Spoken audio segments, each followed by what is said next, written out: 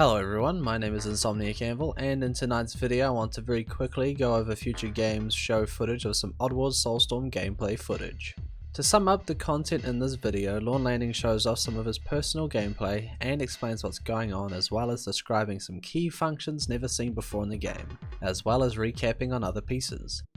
He sorta over-explains some stuff in the beginning, but as we get further in it really fleshes out. And I have to say, I am a big fan of his commentary, and wouldn't mind a full LP from him. You'll see why soon enough. Now before we get into it, I just want to note that the Oddworld Collector's Audition is available for pre-order, which comes with a variety of tasty loot, mentionably the statue and stickers. Unfortunately, the 200 signed copies by Lorne himself have been bought and scalped already. Sorry bros. Okay, so now on to the video. The first thing we see as the scene opens is the train. Lorne explains that each level will open with focus on your objective to help paint the way ahead in the story. Now with some very sweet cinematics, we see the 2.9D style in all its glory as the camera wraps around and follows Abe through the giant world as he makes his way to Fat Station. In terms of HUD, we have what is referred to as Abe's economy. He has a bar for how much spiritual power he has, which allows him to possess creatures and can be earned by rescuing Mudokons. He has another bar, which is his resource gauge, i.e. his equipped flamethrower or rock candy, and he has his health bar. Another icon appears for his movement speed, just to remind you and ensure you don't make any unwanted sound. There is also a security meter which tells you how aware the security force is of your presence. The more trouble you stir up, the more likely that they're going to bring in reinforcements to come and deal with them. And to the left is a tally and management system for his followers. I asked Alex over on Discord, who is the developer for Oddworld Inhabitants, if the HUD indicating the muds in the level toggable, and does it account for hidden Mudokons? Where he replied that it's not at the moment, no, and yes, it does. Originally I wasn't too keen on it, as I myself really like full exploration. No hand holding approach, but I can see why and am warming up to the fact that while the HUD tells you exactly how many muds there are in that particular stage, you still have to discover the secrets for yourself. Though this shouldn't be too difficult, as the bar systematically highlights each indicator based on the Mudokon you have with you. If you've missed a mud, you'll know, and have a rough idea of how far back you'll have to go to look for them.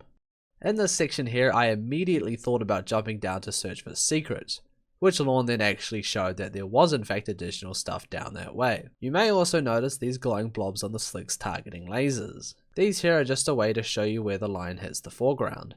As you see here, it lines up perfectly with Abe. That you wouldn't normally see, where you can go collect goods and stuff, but we're not going to go there right now because we're just going to continue on and start going into the tank field because we still got to get to the pump. Further in, Lorne shows us that Abe has in fact taken his only safety workshop class, which includes fire safety. Abe accidentally sets himself ablaze when dealing with a nuisance slig, and puts himself out by stop, dropping, and rolling. Kids, pay attention. This here is a hilarious surprise feature, which I'm very glad they added in. And that would be very nice, and you don't want to do that, of course. Oops. Shortly after, Lorne describes that there are scenes where we can tune into the Slig broadcasting station. That gives us updates on the rest of the world around Abe. No doubt filling the inhabitants of Mudokons with lies to further alienate and criminalize the Mudokons. There's lots of propaganda and lore to discover, so if Lorne would be quiet for a moment, we could hear it. Though to be honest, he probably spoke over it to shield us from spoilers. Thanks, man.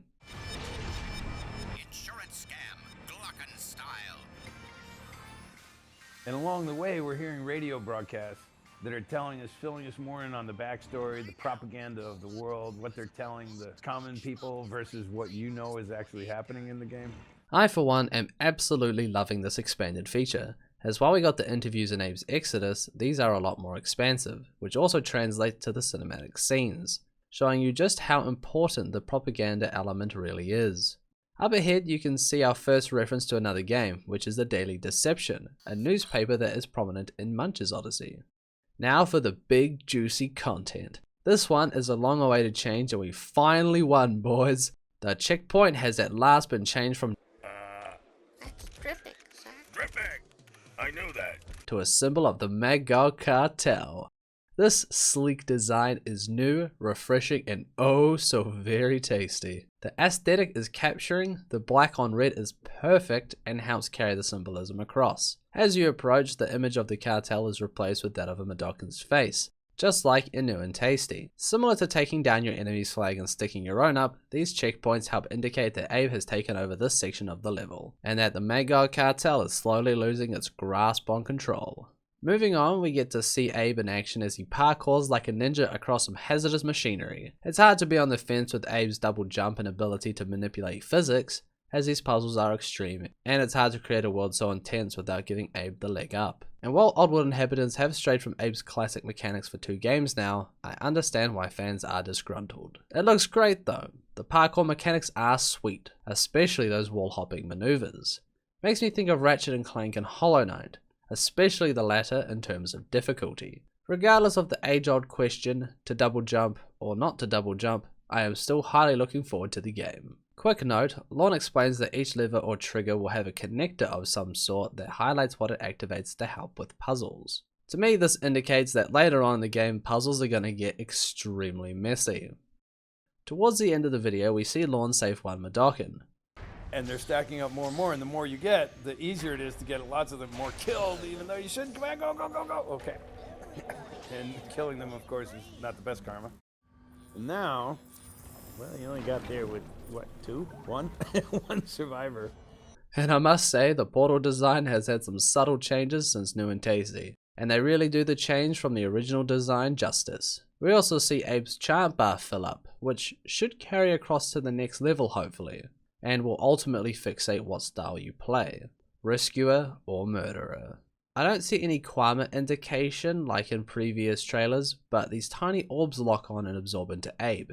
Perhaps this represents Abe's chanting fuel or Kwama. In the end section of the video, we get to see how the game handles level progression. As Abe runs along the skateboarding platform, the train starts to leave him behind, and the cinematic bars close in. We also get a glimpse of our destination printed on a billboard that reads, "Stay away, hostile youth's home," and the FICO Depot symbol in the corner.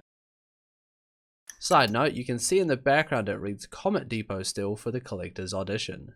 Anyway, in order to not miss his train, Abe jumps off the platform to catch a ride, which I believe then leads to this scene from an earlier trailer.